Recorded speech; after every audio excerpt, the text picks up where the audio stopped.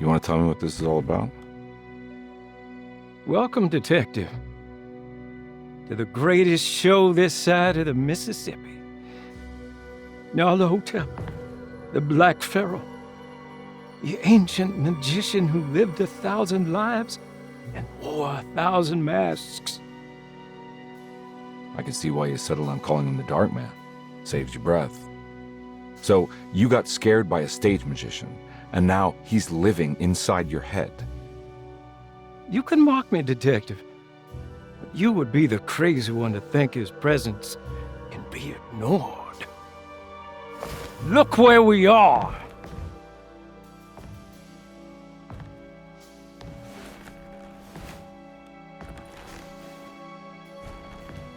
We didn't get to finish our last conversation, did we? You were about to tell me how to break the contract with the Dark Man. No, we can't. You would turn her loose on the world. So many innocent would die. But there is a way to break out of the deal. There is. You offered me a way out. Steps to take. What are they? You'll never find them. They're forever entombed in his sunken desert temple. Jeremy, I'm not your enemy. Tell me where to go. How do I find the temple? No, we can't. I have to make this sacrifice. God damn it, Jeremy. I'm gonna save you. Don't worry.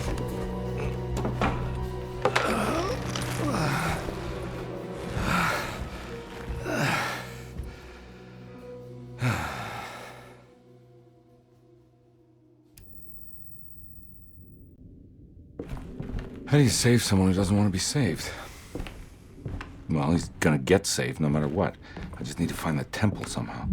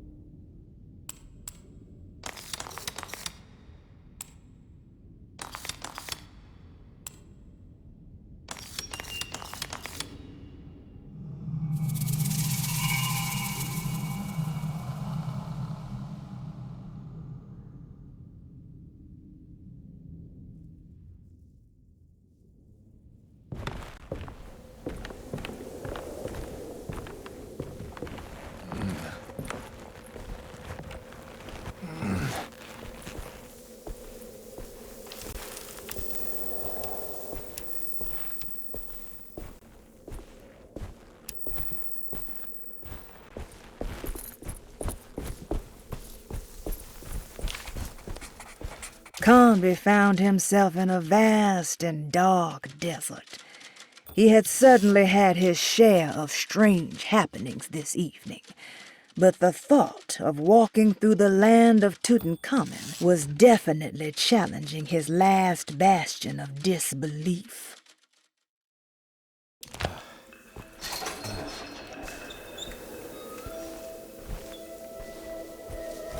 Oh.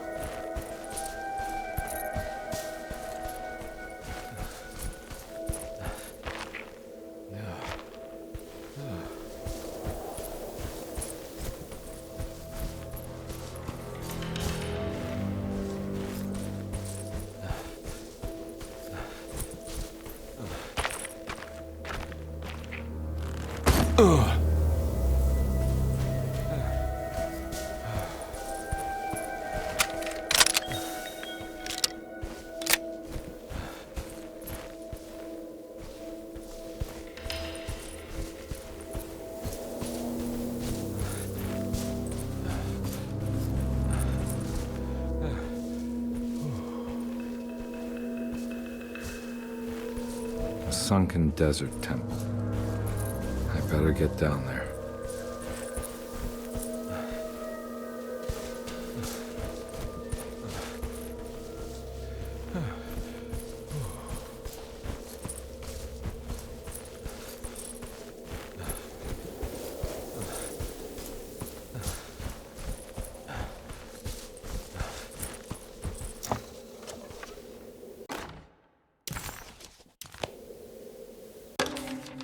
The Temple of Nephron-Ka lies under our camp.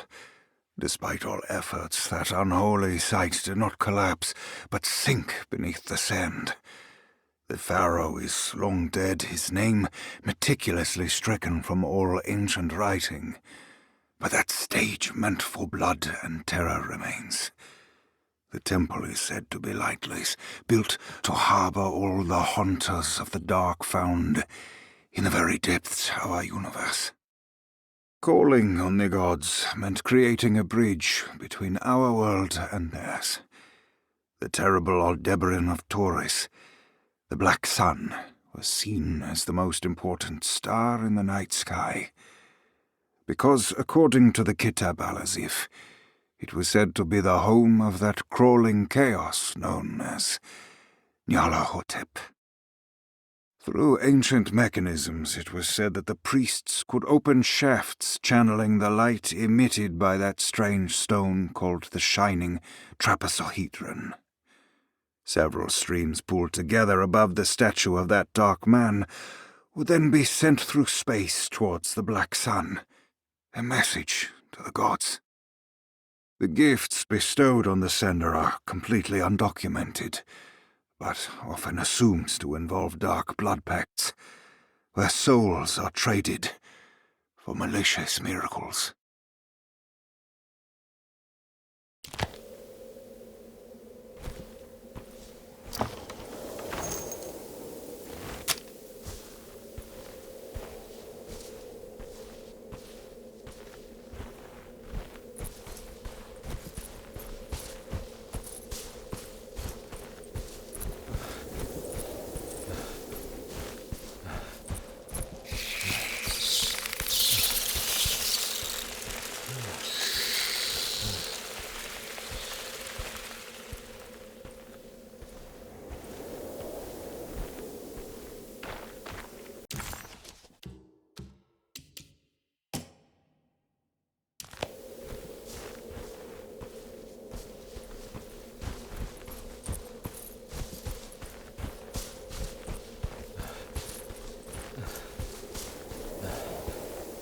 Here we go.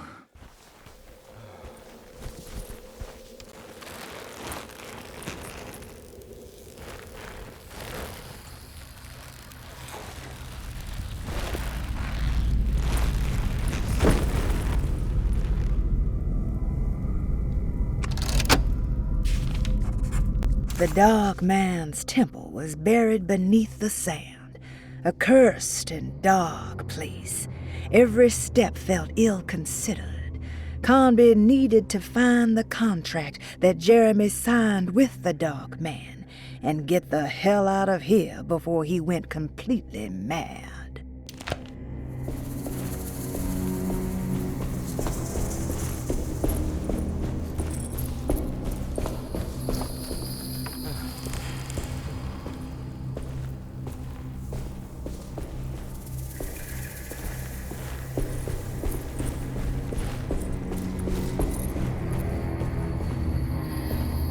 I got a feeling this is it. This is where the contract is hidden. But how do I get to it?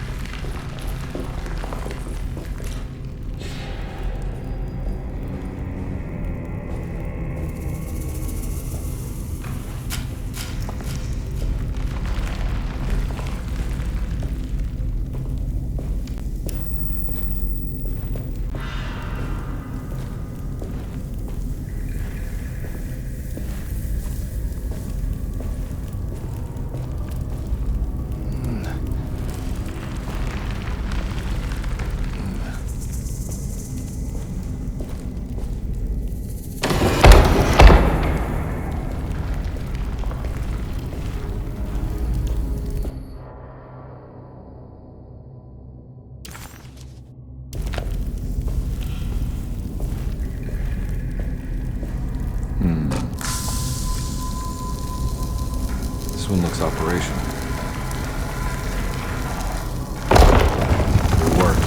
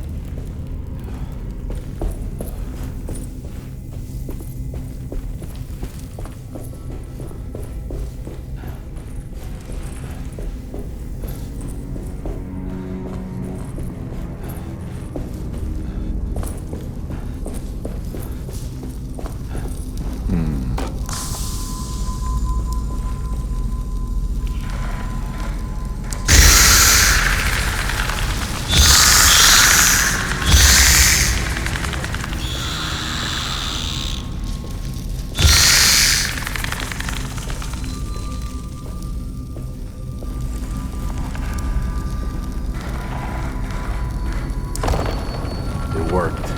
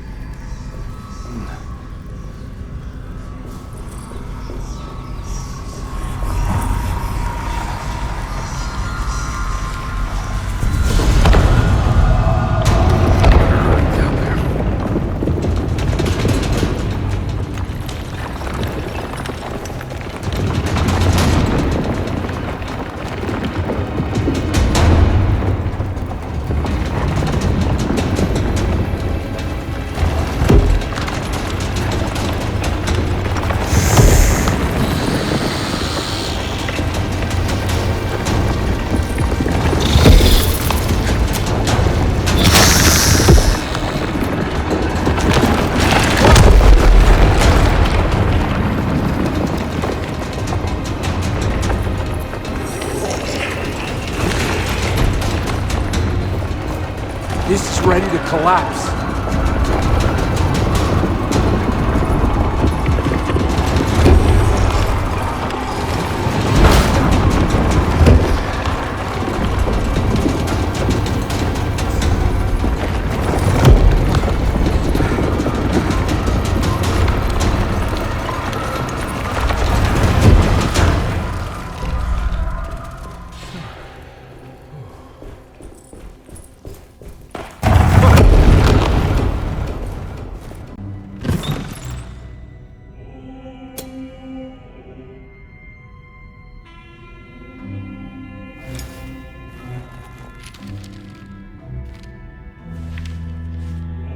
Acknowledge psychological trauma, breakthrough barriers of self-deceit, temperamental behavior. These are the Dark Man's terms. The contract. Huh?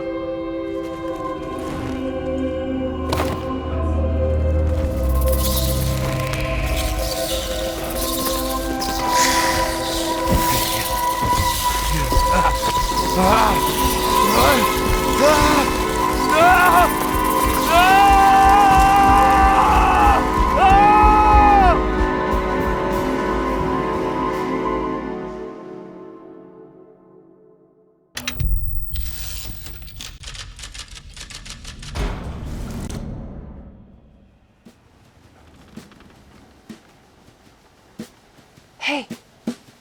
Hey, detective?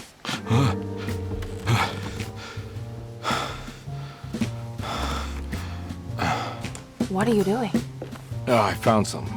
Great. Was it alcohol? God, no, I just got the wind knocked out of me. I think I know how to break the contract with the Dark Man. What exactly does that mean? Everything going back to normal. All right. I found some more information on Dorsetto and the patients. There are some seriously strange things going on here. I'm pretty sure 2 of the patients are dead and maybe even the clerk. Oh, yeah. I kind of just gave up on worrying about that. Well, just keep your eyes open, I suppose. What were you doing again? Jeremy made a pact with the Dark Man to keep all the madness locked inside Dorsetto. All right. I'm gonna break it. I just have to... Where is it? Where's the talisman? It's around your neck? Ah! Ah! I worry, detective. Don't, I'm fine. I worry that you're not much help on this case. At least you're a good distraction. Trust me. You're getting your money's worth. At this rate, I'm an absolute bargain.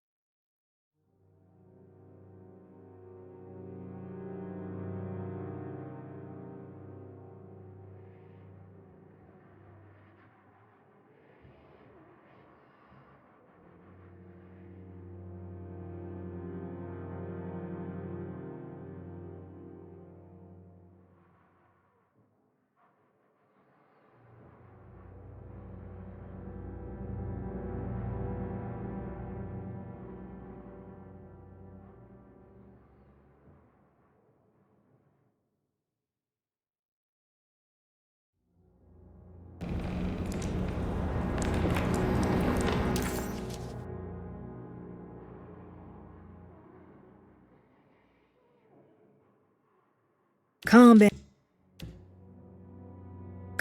never thought he'd be so happy to be back at Deseto. It felt like he had crawled through a long, dark tunnel of misery and regret. Now that he was back, Combe could look into the steps mentioned in the contract. But there was one thing that gnawed on him. What exactly did this have to do with Dr. Gray?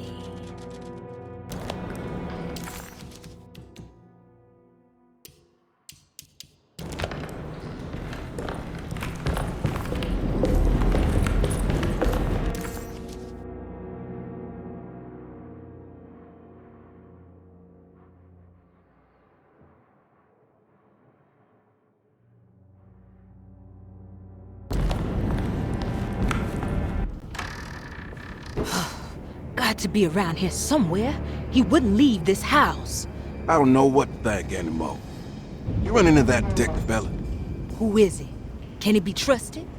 I think he one of the good guys. Well, you know, like us. Will he be all right with her coming? Praise the mother. He don't need to know about all that. Just help the German. Just calm down.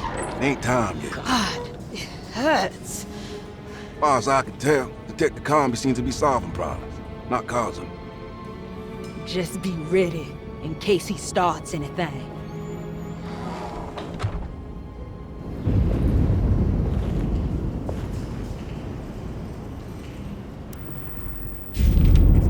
The two orderlies still hadn't found Jeremy.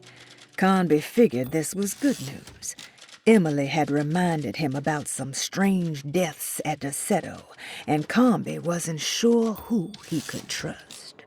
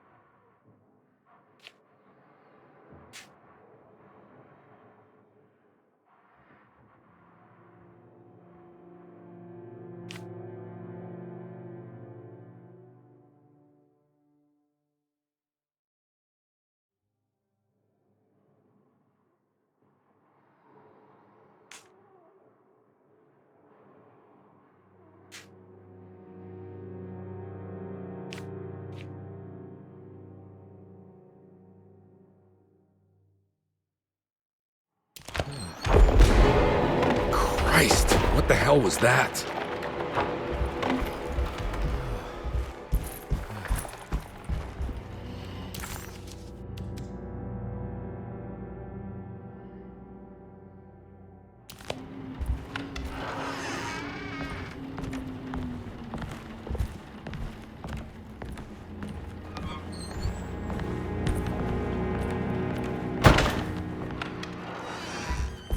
It's blocked.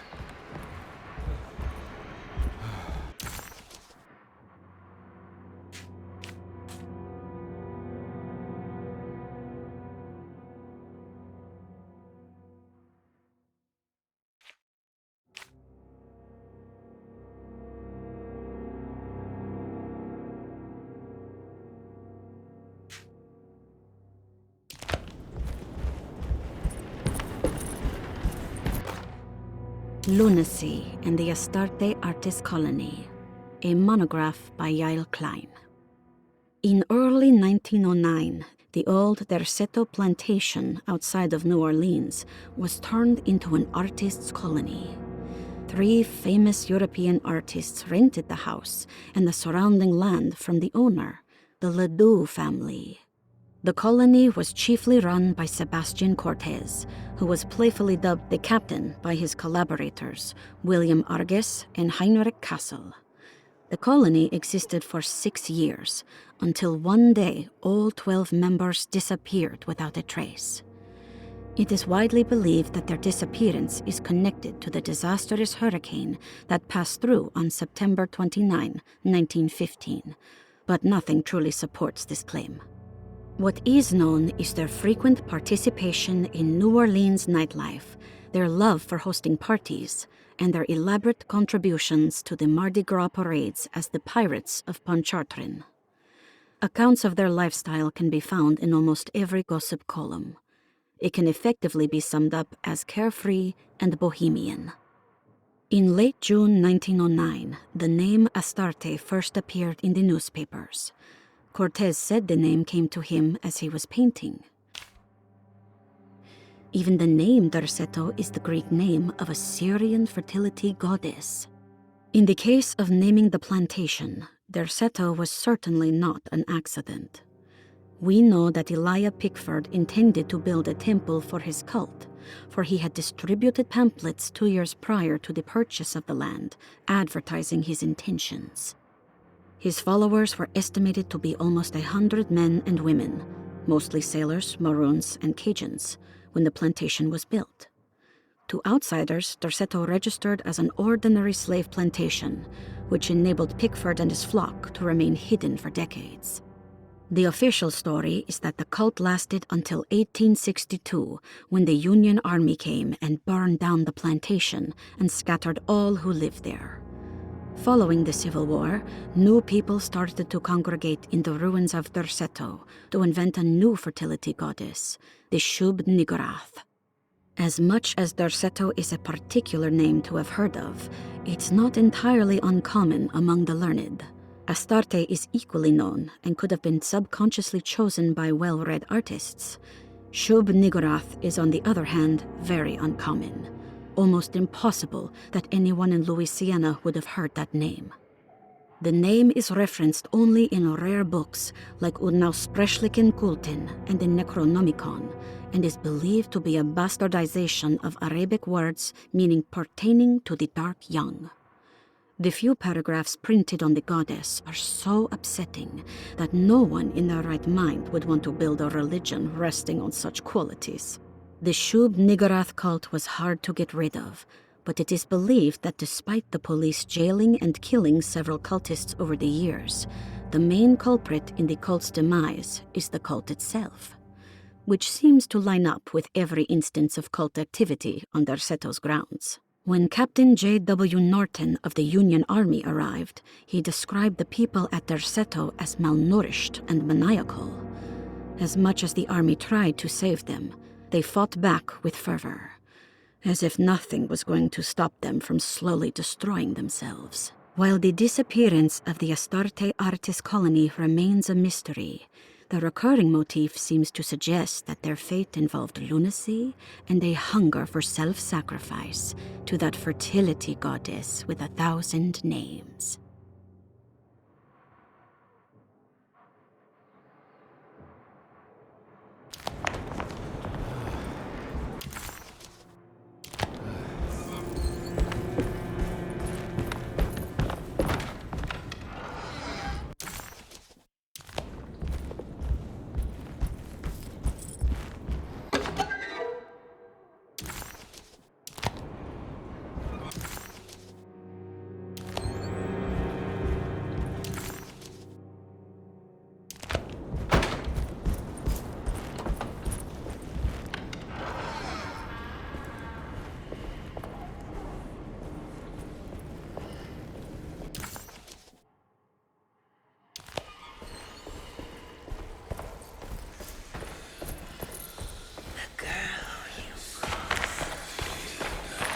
What is that? You must see this through. One of the young. This is it, Edward. Now is the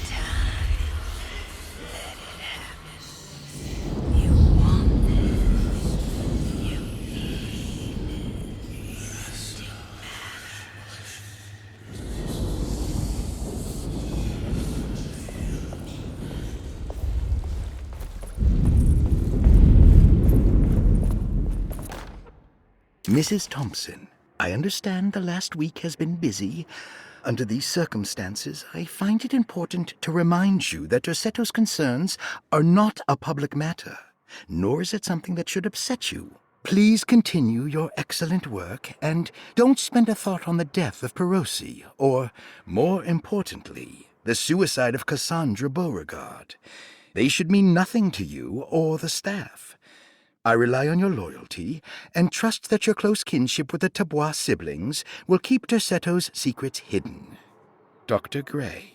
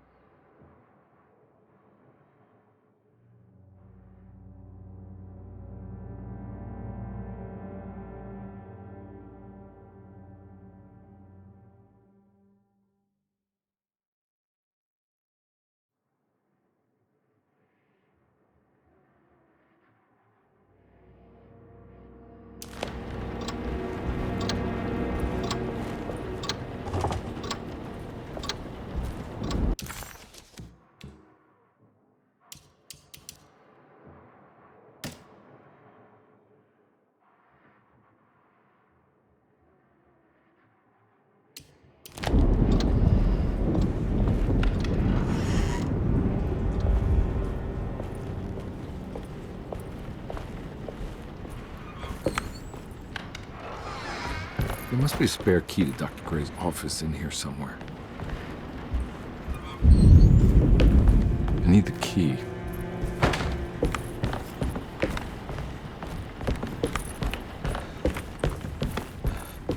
I don't have the combination for this. Maybe Jeremy did.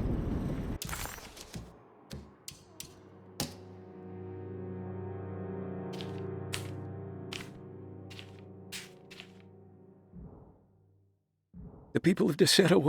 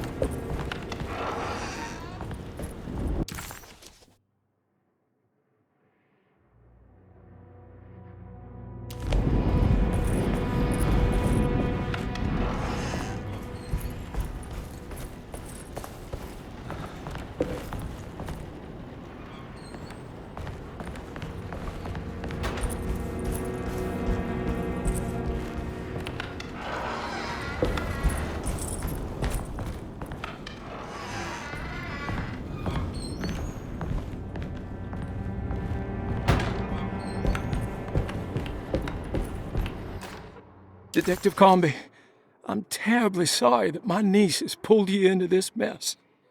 Please, with all my blessings, take her away from this cursed place. I have destroyed that eater of worlds and locked it away in the attic and retreated to a place of hiding. Tell Emily I'm safe. Tell her all the lies you can think of to make her listen. Take her back to New Orleans. Sincerely, Jeremy.